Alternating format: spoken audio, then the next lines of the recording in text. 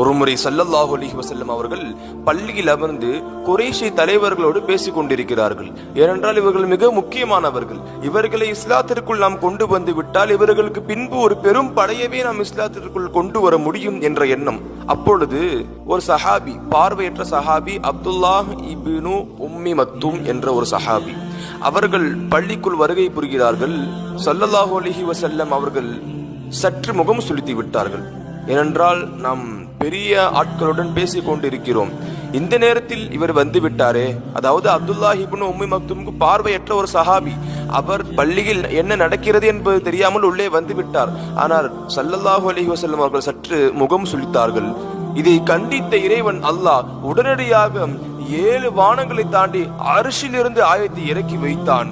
அபஸ வ தவல்லா அன் ஜாஅஹுல் அஅமா, ஒரு குருடர், ஒரு பார்வையற்றவர் அவரிடத்தில் வந்ததற்காக நபி முகம் சுளித்து விட்டார், முகம் திருப்பி விட்டார் என்பதாக அல்லாஹ் ஸல்லல்லாஹு அலைஹி வஸல்லம் அவர்களை கண்டித்து வசனத்தை இறக்கினான்.